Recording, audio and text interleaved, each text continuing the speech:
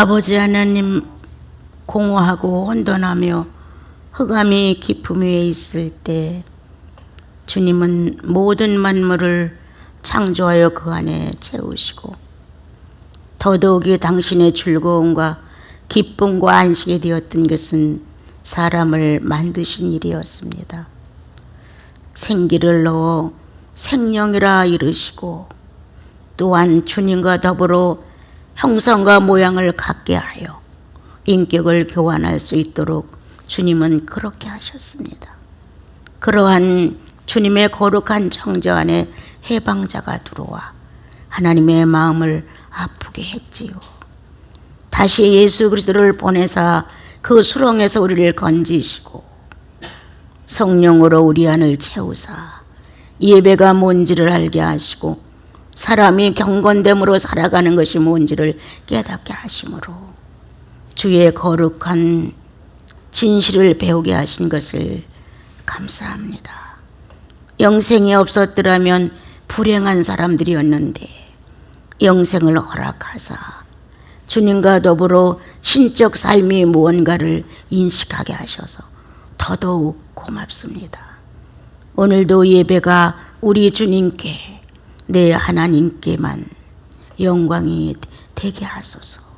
예수님의 이름으로 기도합니다.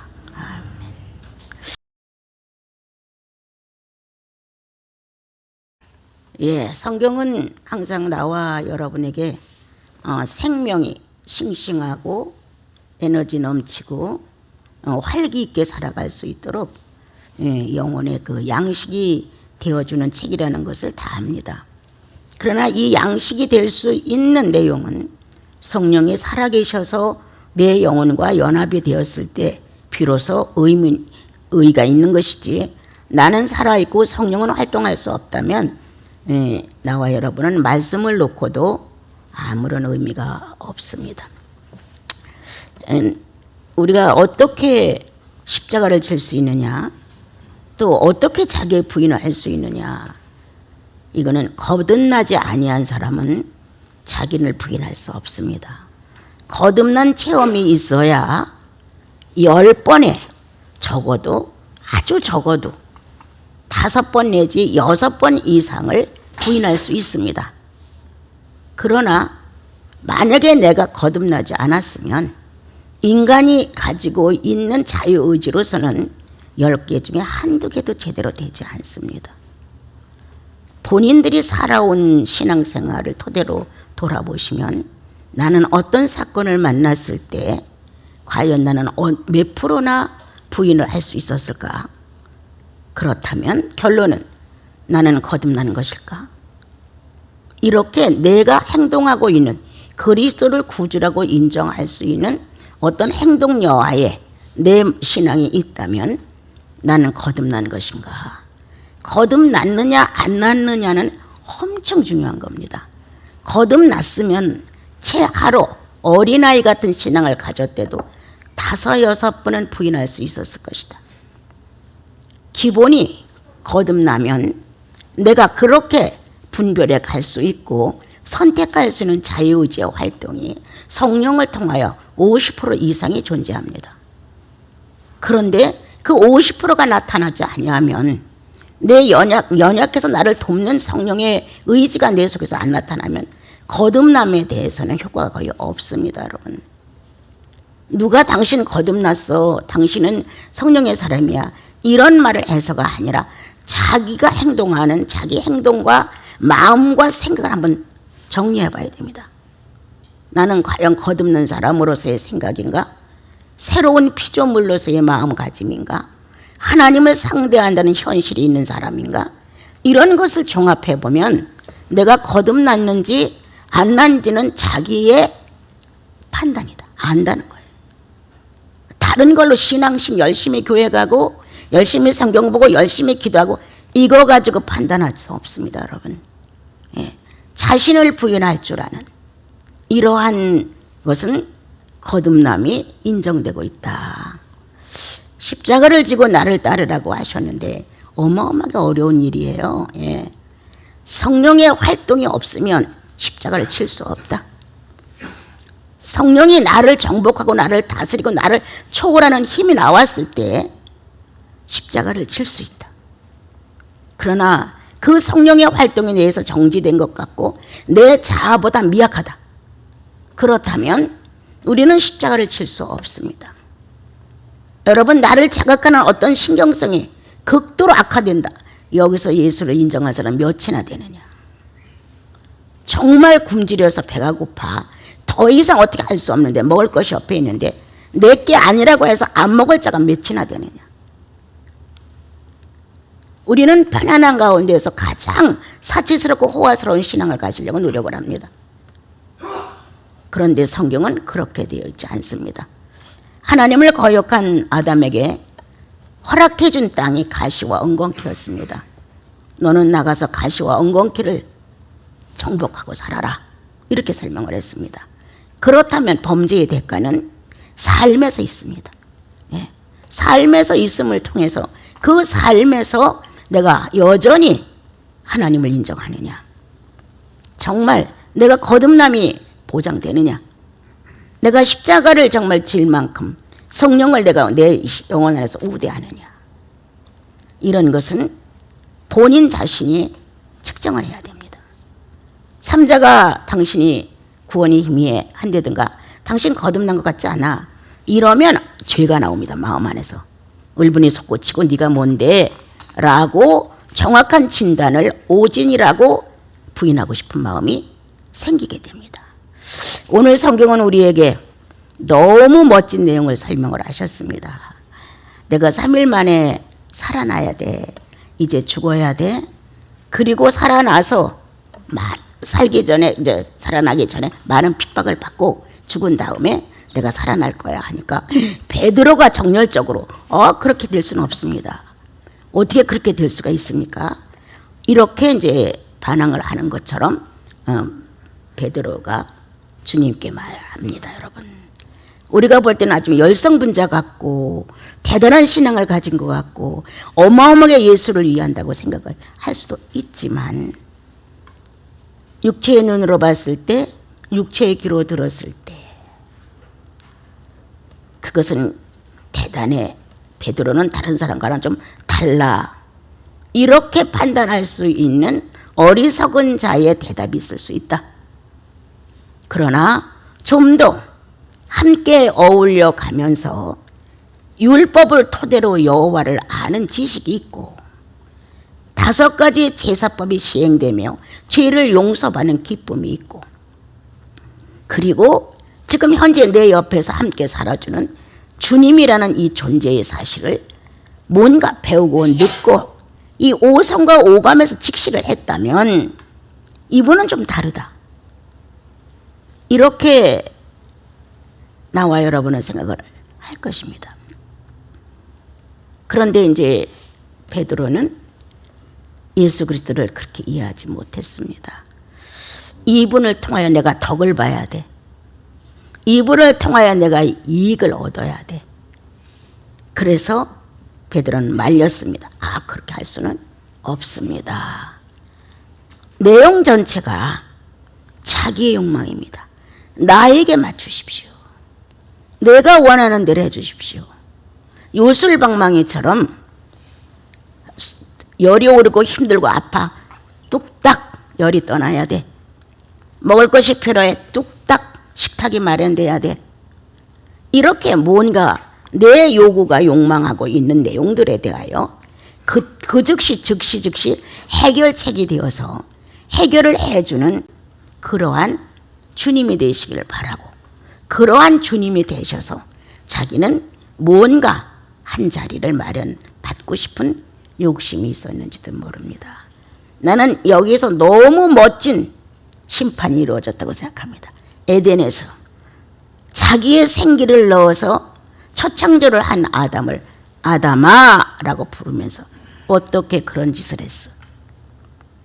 이렇게 아주 놀라운 인격 대우를 아담을 해가시면서 아담은 제가 그런 건 아니죠. 당신이 지어준 하와가 그랬죠. 이렇게 하나님의 면전에서 핑계를 대며 빠져나가려고 한다. 하와를 꾸짖어 어찌 네가 그렇게 했느냐? 내가 그런 거 아니죠. 사단이 뱀이 나를 그렇게 하도록 했지요. 그랬을 때 하나님은 아주 멋진 심판을 하셨습니다. 그래? 아담에게 맞는 심판. 첫 생기가 들어가 하나님의 첫 동정을 깨뜨렸던 첫 창조가 냉정하게 심판을 받는 자리가 됐습니다. 나의 것이랄지라도 주님은 아끼지 아니하시고 너에게 맞는 현실이 될 것이다. 하와에게도 너에게 맞는 현실이 될 것이다. 모든 걸 다 창조해 놓으시고 마지막 사람을 창조해 놓으시고 할 일을 다 하셨다고 안식을 말씀하셨습니다. 그랬던 기쁨과 만족과 충만과 하나님 자신의 능력이 존재했던 사람이 타락한 것, 주님은 아낄 만큼 아낄 수 있는 분이에요. 당신의 전지전능은 얼마든지 다른 방법으로도 할 수 있었어요. 그러나 그는 순리를 거스르지 않고 하나님의 공의는 정확하게 전달됐다. 여길 떠나 만물 앞에서 창대하고 번성하라, 정복하고 다스려라, 이렇게 충만을 축복받았던 아담을 선악과 문제로 인하여 냉정한 처벌을 하십니다. 에덴의 심판은 아주 공의로웠다. 나에게서 네가 나갔기 때문에 나는 너를 심판하지 않아, 이게 아니에요. 인간은 연약하지만 내가 한 번쯤 봐줄게, 이것도 아니에요. 떠나. 에덴에서 이렇게 하나님의 엄중한 심판은 내 요구대로 되지 않았습니다, 여러분.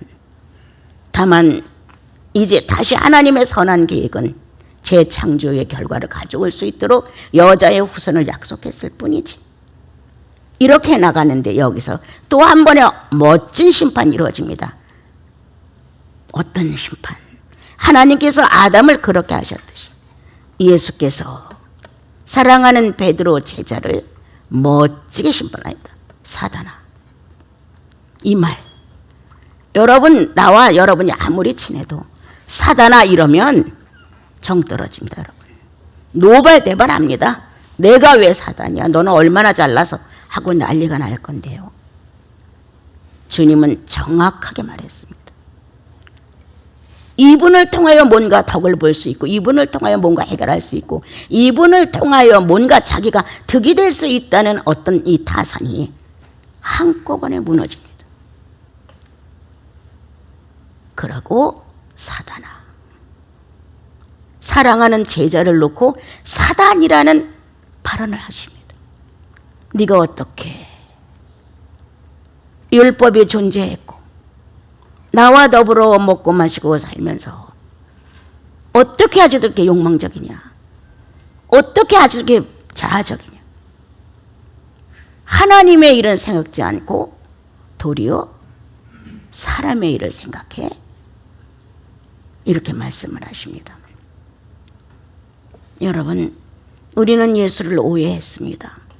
사랑은 덮어주고, 사랑은 뭔가 다 희생해주고, 사랑은 다 받아들여주고 이러는 줄 알았습니다, 여러분. 진리가 아니면 사랑은 외면당합니다, 여러분. 우리는 고린도전서 13장을 통하여 사랑의 정의를 배웁니다. 또한 신구약을 통하여 하나님은 사랑이시라, 이 사랑이시라는 실체가 어떤 것인가를 성령을 통해서 경험을 합니다. 하나님은 사랑이시라, 이렇게 지식적인 이런 의미가 아니라 성령을 통해서 사랑의 실체를 경험하게 되고 나와 여러분의 마음이 변화를 일으킵니다, 여러분. 만약 거듭나지 아니했는데, 만약 성령의 역사가 없는데 자신을 부인하고 십자가를 졌다면 나는 종교적인 극단이라고 생각합니다. 사람이 할 수 있는 데까지 한번 해보리라, 이런 결론을 가지고 어떤 종교들이 극단적인 표현을 해가며 자기 자유의지를 한번 힘있게 내둘러 보는 겁니다, 여러분. 이러한 신앙은 자기 만족을 위해서 필요합니다. 예수는 자기 만족을 위해서 필요하다고 지금 생각하는 겁니다. 혹시나 나와 여러분, 예수는 왜 필요해? 내 삶의 육체의 조건에 여기에 맞춰달라고 예수 믿는 거 결코 아니죠.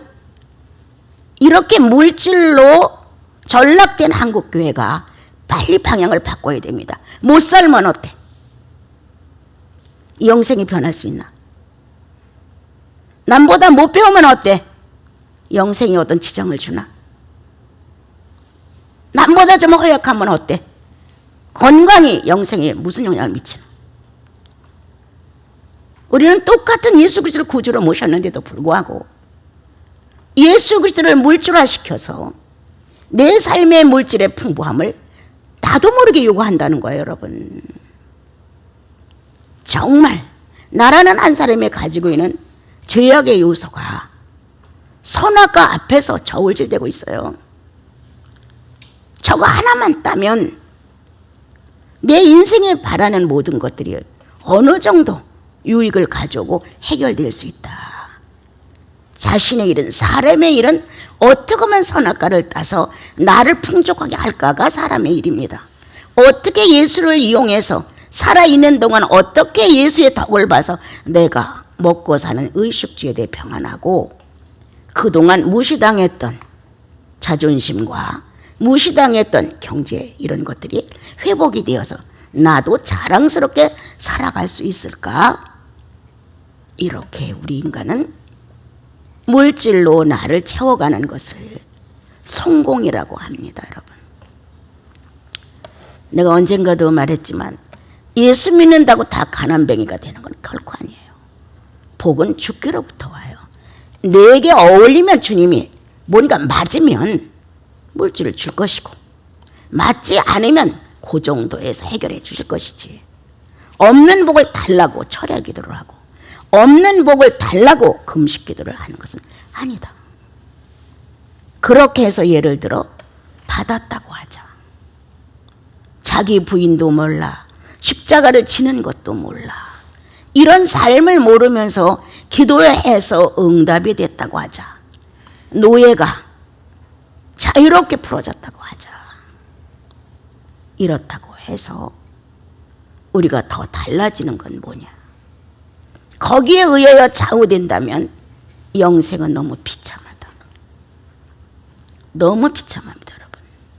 그러면 순교자들의 이야기는 전설인가? 그렇게 비참하게 죽어가면서도 예수 그리스도를 구주라고 인정했던 그 놀라운 사건 앞에 우리는 당신은 어리석소, 왜 귀한 생명을 갖다가 그렇게 헛되이 버리오, 이렇게 말할 수 있을까? 오늘 자기 일에 충실한, 자신의 일에 충실한, 사람의 일에 충실한 사람은 선악과 연구가다. 선악과를 어떻게 하면 딸까? 기기묘묘한 계략을 세우고 자기 두뇌를 악에다가 주면서 교활한 방법을 찾아내고 가증스러운 이중적인 삶을 표현하고 산다. 저걸 내가 따야 돼. 딴 사람보다는 내가 따야 돼. 이렇게 사람의 일이란 다른 것 없다. 선악과 따는 일이다. 어떻게 출세를 할까? 어떻게 풍족이 좀 쓰고 살까? 어떻게 하면 더 건강해서 남들보다 더 장수하며 살까? 이러한 선악과가 항상 우리 곁을 떠나지 않고 유혹하고 있다. 주님이 우리들이 천사를 살아야 된다고 생각하셨다면 어떤 변화도 지구에 주지 않고 천사를 살게 하셨을 거예요. 천사를 살아도 별거 없다는 거예요, 여러분. 그래서 주님은 나와 여러분에게 정해진 수명 시간, 그 안에서 중요한 거는 자신을 부인할 줄 아는 걸 배우는 것. 십자가를 지는 방법을 아는 것. 어떤 상황도 선악과 앞에서 손을 대고 선악과를 따고 거기서 만족을 취하고 하호 희락하며 그것이 성공의 목표처럼 이렇게 살아가는 모습은 아닙니다, 여러분. 오늘 주님은 하나님의 일은 생각지 않고 아주 마음 아픈 일이에요. 예. 네가 나를 쫓는 것이 사람의 일을 위해서 쫓았냐? 내가 어느 날 여러분들이 그 말했죠. 나도 예수님처럼 십자가를 지고 예수를 믿어야 구원받는다면 나는 못했다. 나는 못했다. 예수 그리스도가 십자가를 지고 내 죄를 용서했다니까 이게 받아들여졌고 감격이 되지. 나보고 그 십자가를 지려봐라. 난 무서워 도망갔다. 난 지금도 마찬가지예요. 지금도 나에게 십자가가 지금 주어지고 못을 박아야 죽어야만 네가 영생을 얻는다면 난 그건 못한다고 그럴 것 같아. 내 솔직한 힘은 이대로입니다. 나는 나를 아끼는 사람일 뿐입니다. 이렇게 허무한 내 안에 예수 그리스도라는 분이 새롭게 쳐들어왔어요. 내가 그분이 누군지도 모르고 하나님이라고 하고 구주라고 인정을 하게 됐어요. 이거는 내 선택이 아니라 그분이 내 안에서 하나님의 자녀가 된 것을 증명하기 위한 어떤 방법이 온 것 같아. 나도 모르게 하나님 아버지. 이게 오래전부터 알고 있었던 이름처럼 내가 그리스도를 만나던 날 너무 부드럽게 나온, 너무 착하게 나오는 언어예요. 이분이 나와 여러분에게 어떤 분이냐가 소중하잖아요. 그런데 하나님의 일은 생각지 않았어요. 오늘 주님은 뭐가 하나님의 일이야? 라고 물으신다면 여러분들은 각자가 자기 필요한 대로 자기가 느낀 대로 자기가 생각하는 대로 하나님의 일은 이거예요. 성경은 우리에게 말씀을 해주셨죠. 어떤 게 하나님의 일입니까? 라고 물었어요. 그러니까 주님이 나를 보내신 자를 믿는 게 하나님의 일. 어떤 게 하나님이에요? 하나님이 보내신 자를 믿는 것이 하나님의 일이다. 예수를 믿는 것이 하나님의 일이에요. 왜 이런 미끼를 던졌느냐? 하나님의 일이란 율법을 잘 믿는 거야. 율법대로 행하는 거야. 이렇게 답변이 나오기를 바랬는지도 모릅니다. 그런데 주님은 새로운 혁신을 일으켰죠. 율법도 아니야. 그 어떤 것도 아니야. 너희들이 여호와라고 믿는 그 신도 아니야. 정말 여호와라고 믿는다면 그렇게 하지 않았겠죠. 주님은 그 속을 아시고 말씀하셨어요. 하나님의 일이란 그 보내신 자를 믿는 일이야. 이게 오해되어 있었다는 거예요. 나는 오늘 거듭났다. 확실히 성령으로 체험을 한 나다.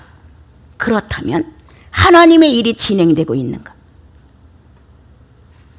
이렇게 뭔가 소유해야만 만족을 느끼는 소유에 대한 관심만 많은 것인가?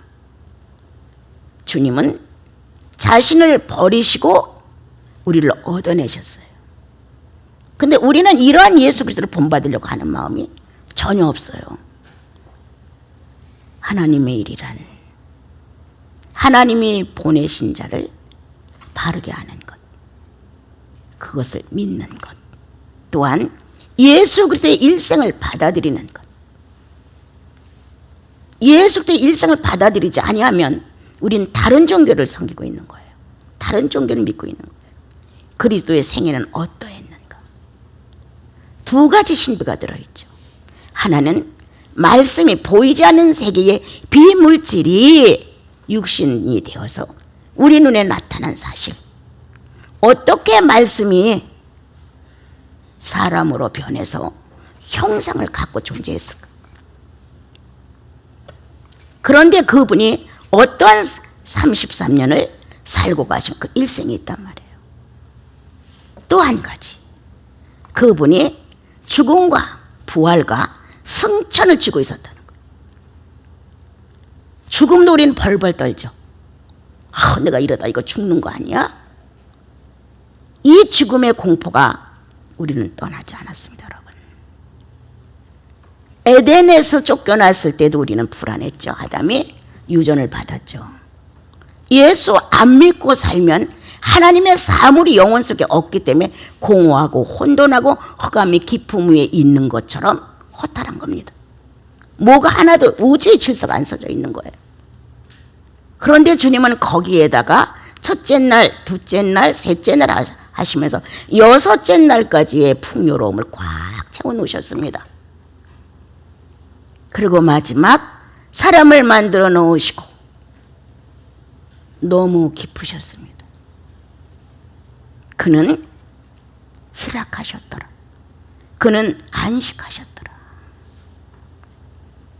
우리는 예수 그리스도의 일상을 받아들이지 아니하면 이런 어떤 이런 말구절, 교훈이 될 수 있는 몇 절 가지고 우리를 변화시킨다. 그건 빙산의 일각도 안 됩니다, 여러분. 예수 믿고 주님 말씀 이거 들은 게 한두 번도 아니에요. 본인들이 이거 읽은 거 죽죽 외운 것도 한두 가지가 아니에요. 그런데 말씀이 인격이 안 됐다는 거예요. 말씀이 내 지정의를 붙들어야 돼요. 말씀에 의하여 우리가 그물을 던지리다 한 것처럼 말씀이 들어와 나와 여러분을 정리해 줘야 되는데 우린 이것도 안 되어 있는 거예요. 퀴즈를 낸다면 열심히들 읽어가지고 퀴즈를 답변하고 상을 타가죠. 어처구니 없는 성경이 되어집니다, 여러분. 우리는 흥미본으로 예수를 믿는 사람들은 결코 아닙니다.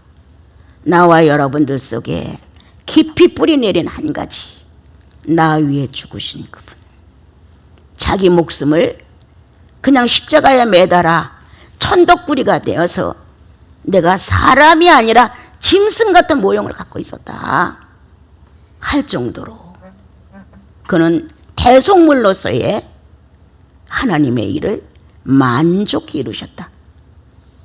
그분을 만나서 더 이상의 트집이 있을 수 없어요. 그러한 실체로 나와 여러분을 구원하셨기 때문이에요. 그러므로 이제 나와 여러분은 예수 그리스도의 생애를 받아들이는 일이 하나님의 일이에요.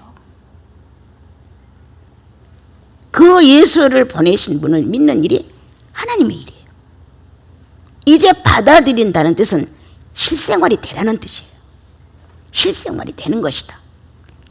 그런데 내 신앙은 지금 한 10살밖에 안 되는데 이 상을 높이 들고 높이 놓고 한 20살의 수준의 신앙을 가지려고도 하지 마라.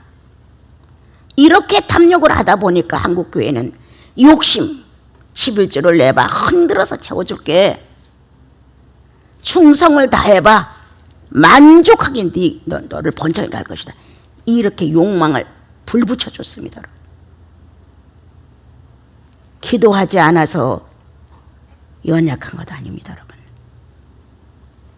중요한 것은 그리스도를 바로 알지 못하기 때문에 문제가 생깁니다. 이 세상의 모든 물질이 다 내 것이라 해도 성령 충만에 비교하지 못합니다, 여러분. 전혀 아니죠. 성령 충만은 나를 초월합니다. 물질은 나를 초월하지 못합니다, 여러분. 나와 여러분이 기술적으로 능수능란하게 홍해바다를 건넜다 해도 그래서 나를 자랑하고 뽐내고 많은 사람 앞에 간증거리가 됐다 해도 성령 충만에 비교할 수 없습니다. 태양을 멈추게 하여 세계의 사람을 놀랍게 했다 할지라도 내 안에 성령 충만에 비교할 수 없습니다. 하나님 자신의 출현이기 때문입니다. 어떤 출현? 내 인격과 맞춰지는 출현.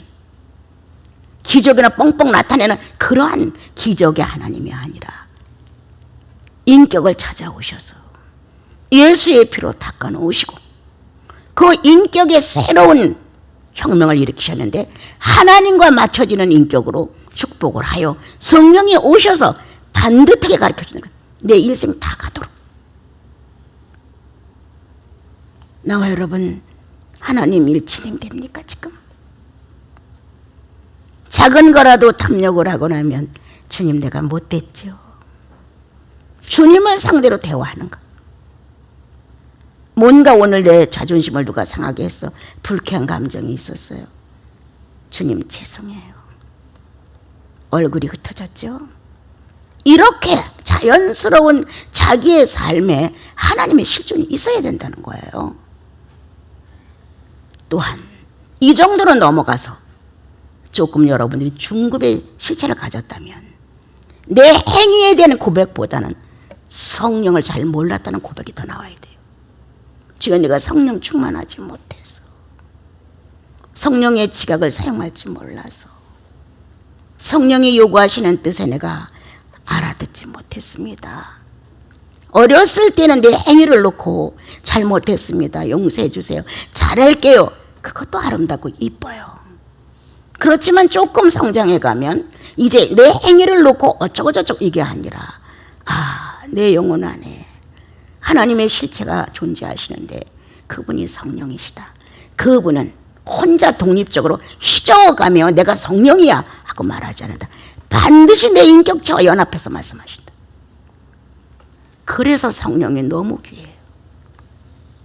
삐뚤어져 있는 상태에다가 거짓된 상태에다가 그냥 무조건 하나님을 알린다고요?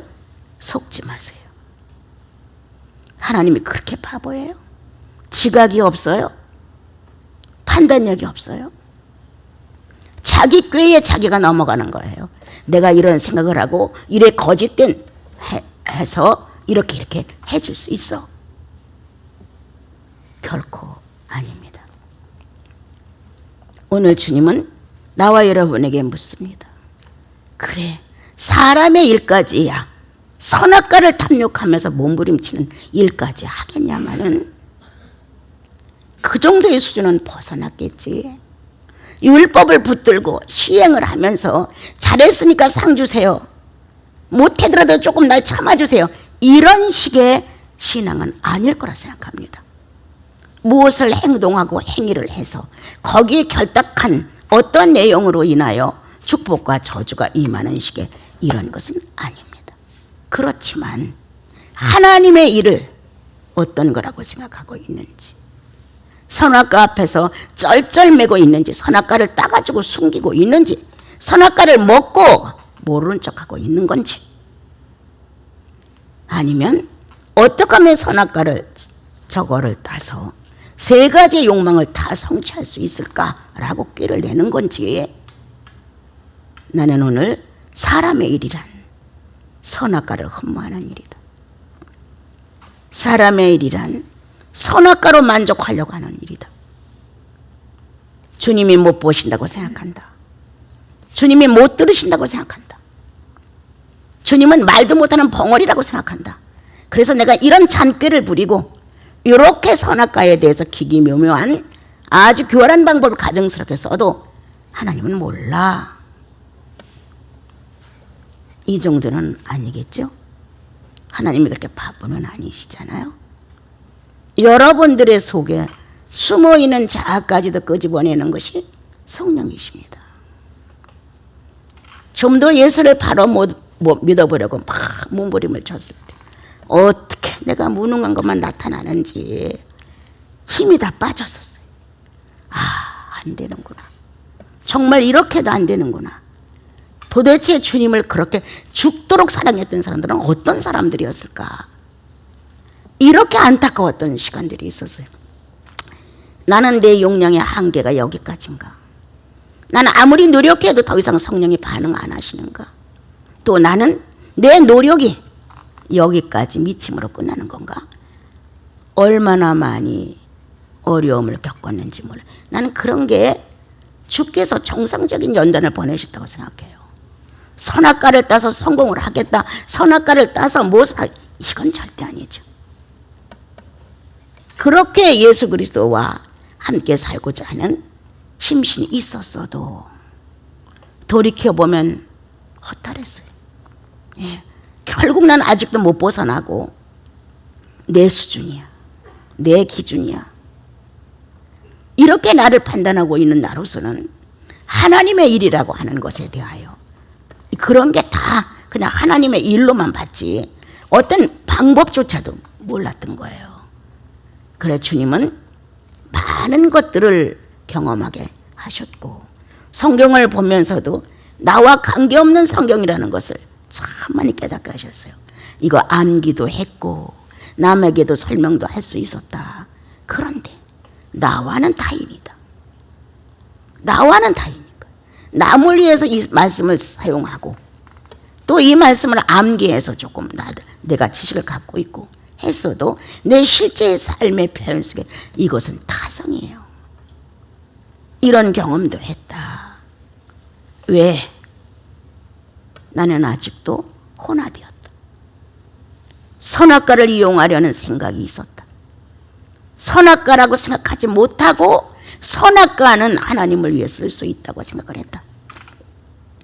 내가 부자가 되면 이건 예를 드는 거예요. 부자가 되면 이 돈 갖고 다 남을 위해 살 수 있잖아. 내가 조금 더 배우고 유능하면 내가 지식 있는 사람을 상대로 복음을 전할 수 있지 않아? 선악과를 이용하고 싶은 내가 발견됐어요. 주님은 나에게 맞는 하나님으로서 연약한 자를 통하여 내 부족함을 통하여 내 어리석음을 통하여 내 무식을 통하여 내 가난을 통하여 당신의 실존을 드러내고 싶었었어. 근데 난 이걸 다 채워가면서 실존을 드러내고 싶었지.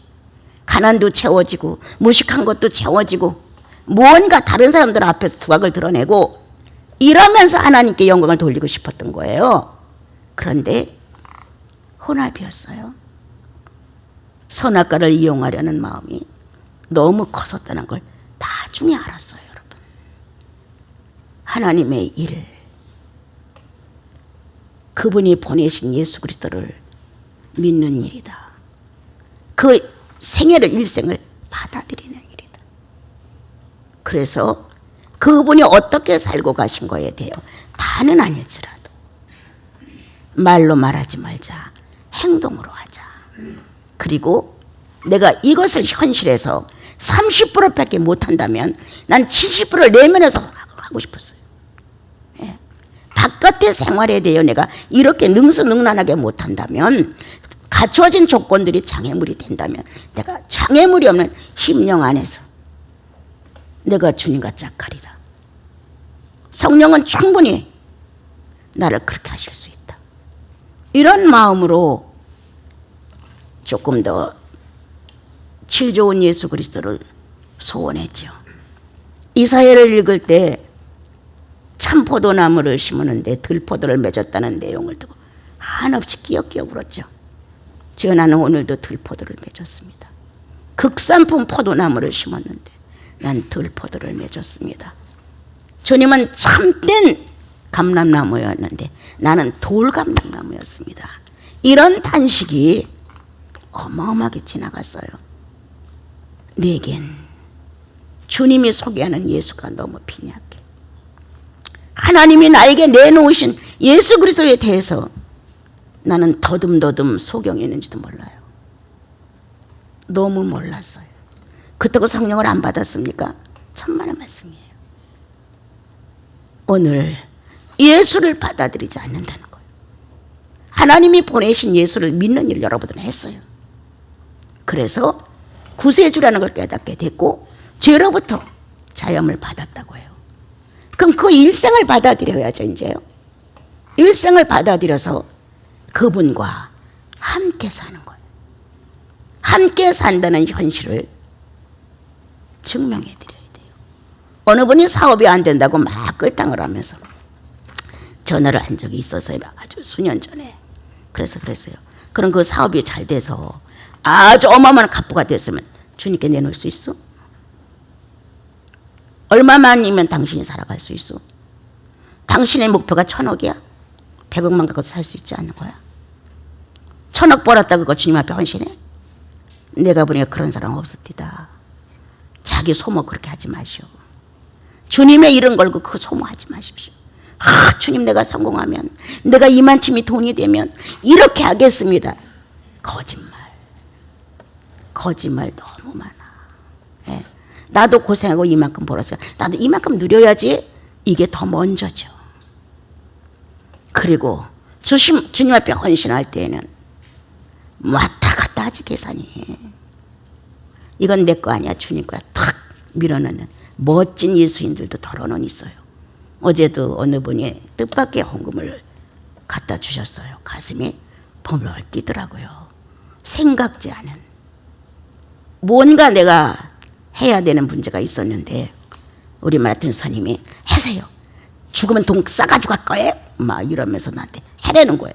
그래도 너무 많이 들어. 이렇게 이제 고민을 했었어요. 그랬는데 이게 헌금이 들어온 거예요. 그래서 그거를 하겠다고 했죠. 필요에 따라 주께서 보내시면 주께서 허락하셨으니 감사하고 필요한데도 안 보내주시면 할 수 없는 거고 예수의 일생으로 받아들이자. 어느 때는 주님이 대우도 받으시고 어느 때는 비난도 받으시고 어느 때는 행복하셔서 웃기도 하시고 어느 때는 비참해서 겟세마네 동산에서 피 같은 땀을 흘리시면서 자기 자신의 비참함도 보시고 그 예수의 일생이라는 거예요. 하나님의 일 진행됩니까? 예수의 일생을 받아들이자. 예수의 일생을 아무한테나 다 주지는 않아요. 가볍게 넘어가는 사람도 얼마든지 있어요. 왜? 그분의 용량은 가벼워야 되니까. 가볍게. 주님 나라 가서도 그 용량만큼이지. 그러나 어느 사람의 용량이 커. 그래서 많은 이쪽 저쪽으로 막 시련이 막 오면서 예수의 일생을 받아들였어요. 그 나라 가니까 깜짝 놀란 거예요. 그 정도였어. 이야, 다른 성도들이 그 모습을 깜짝 놀라는 거예요. 자아를 많이 부정한 사람, 십자가를 조용하게 지고 간 사람, 숨길 수 없는 거거든요. 그래서 그가 지상에 살면서 하나님의 일을 했다는 거예요. 예. 더군다나 그 일생 중에서 그분이 죽었노라. 신적 존재가 죽었노라. 이거 우리 이론이에요. 그냥 나와 여러분 그냥 듣기 좋고 그러니까 쉽게 그냥 용납해 준 거예요. 하나님이 어떻게 죽어? 그런데 하나님이 죽었단 말이에요. 내가 죽으려면 나는 못한다 그랬잖아요. 나 십자가지라면 못한다니까요. 조금만 아파도 갈등이 되고 많은 생각이 생기고 별게 다 지나가잖아요. 그런데 생체로 십자가에 매달려서 못을 쾅쾅 받아서 피가 줄줄 흐르는 이런 처참한 광경에서 내가 영생을 얻는다? 난 도망가요. 여러분 나 믿지 마세요. 나는 신앙이 그렇게 깊은 사람 아니에요. 여러분. 예수가 하셨으니까 받아들인 거예요. 하나님이 하셨으니까. 예. 그의 죽음 내 가슴에 살아있느냐. 또한 그가 부활하셨다. 누구든지 다 고난 없는 부활만을 사랑하는 게 인간의 본능인 것 같아요. 여러분. 주님을 사랑하는 열기가 있는 여러분들 성령이 채우잖아요. 내가 부족해서 못할 때마다 성령이 채우신단 말이에요. 예. 그래서 나와 여러분 다시 내 안에 부활의 열기가 꽉 차오르는 거예요. 이대로 죽어도 괜찮습니다. 주님 이렇게 망신을 당하고 자존심이 상하고 가난해도 괜찮습니다. 주님 성령의 충만은 나를 초월한다. 누가 나를 짓밟고 무식하다고 못 배웠다고 몸도 그 모양이라고 일일이 난도질을 해도 주여 나는 넘치나이다. 내 잔이 넘치나이다. 이렇게 고백할 수 있는 부활 여러분 받아들이셔야 합니다. 인정해야 합니다. 그리고 내 작은 악성의 두뇌 옹졸한 양심의 관계를 주님 앞에 그냥 공개하십시오. 주님 내 악한 생각이 있습니다. 주님 내 마음에 아주 부질없는 마음이 있습니다. 몰아내십시오. 주님의 권능은 사악한 것을 어둠을 밀어내는 소멸시키는 빛입니다. 여러분. 그 능력이 우리 안에 있어요. 그래서 어떻게 했어요? 물질의 장애물을 초월하고 승천하셨어요. 이게 믿어져요? 신앙이니까 그냥 받아들인 거 아니에요? 그렇다고 하니까 그냥 그렇겠지. 왜 육체를 가지고 살면서 실감하지 못하고 죽습니까, 우리가? 여러분들의 연수의 세월을 어디다 낭비하십니까? 예수 안 믿고 동일합니다. 세끼 먹기 위해서 노동하고 뭔가 인간 대 인간의 관계를 잘 맺으려고 사회성을 갖고 사는 거예요. 그러나 예수인이 숨은 비밀은 영혼이라는 거예요. 다 동일해요. 그러나 그분의 승천, 이것이 전설이 아니다. 성경에 있으니까 그냥 교리를 받아들인다. 하늘에 오르사 전능하신 하나님 우편에 앉으시고 이런 식이냐? 아니다. 내가 육체를 가지고 땅에 존재하지만 내 영혼의 실체는 승천이다. 땅을 기대하지 않는다. 땅의 소산물에 대해 관심 없다. 사는 날까지 최선을 다하는 것은 예수를 완성하기 위해서 최선을 다한다. 내가 그분의 일상을 받아들였으니까. 그래서 할 일이 너무 많은 거예요. 살아있는 동안에 예수님이 못 따고 가신 것 여러분들의 목이에요. 여기도 가난한 자가 있단다. 여기도 외로운 자가 있단다. 여기도 병든 자가 있단다. 여기도 지금 시급해 기도를 해야 할 자가 있단다. 너무 할 일이 많은 거예요. 이렇게 승천의 삶은 땅의 어떤 인력권을 벗어나게 합니다. 그래서 예수께서 하신 말씀대로 죄인의 친구가 되어주고 가난한 자의 부가 되어주고 갇힌 자를 찾아가지고 외로운 자의 벗이 되어주고 당연한 거잖아요. 이건 무슨 행사가 아니에요. 이건 공적도 아니에요. 그리스도가 일생을 살고 간 영역이 성령을 내 안에 존재하시는 거예요. 너무 자기만을 붙들고 살지 마세요, 여러분. 너무 내 거 이러다 죽어요, 우리가. 내 거 아무것도 없어요. 이것도 육체도 주님이 허락비셔서 주님 거예요. 여기다가 생기를 넣은 것도 주님 거예요. 성령을 넣어서 새 사람 된 것도 주님 거예요. 죽어서 부활해서 주님 나라 가는 것도 주님 거예요. 다시 재림되어서 우리가 같이 사는 것도 주님 거예요. 내 거 하나도 없는데 그렇게 내 것처럼 붙들고 고민하고 그것 때문에 성장도 못하고 성령 충만이 뭔지 나를 이기는 게 뭔지 주님 배고픈 배가 성령 충만으로 감사로 넘어가는 것, 나를 지독하게 멸시한 그가 내 마음에서 밉지 않은 것. 여러분 오늘 하나님의 일을 생각지 않고 네 일만 생각해, 사람의 일만 생각해. 이제 이 방법을 하나님의 일로 바꾸기 위하여 자신을 부인해라. 하나님의 일을 흠모하기 위하여 십자가를 져라. 혼자 할 수 있느냐? 천만의 방법은 성령이 충분히 하신다는 거예요. 내 용량만큼 큰 거를 못할 거를 요구하지 않으세요. 주님은 같이 맞짱을 들어서 일할 수 있는 능력을 우리에게 주시죠. 여러분 복받은 분들입니다. 거듭났잖아요. 또한 성령 존재하지 않아요. 그렇죠? 내가 할 수 없는 그것들이 때때로 성령의 힘으로 움직여지잖아요. 여러분 다른 건 기대하지 못해도 성령 존재하는 성도들은 기대해야 됩니다. 언제든지 주님의 언어를 받아들이고 주님의 의식을 받아들여서 끝내 주님을 표현할 수 있는 아름다운 모습으로 존재하기 때문입니다. 우리 모두 한 주를 좀 더 실감 있게 살아보자. 하나님의 일을 위하여.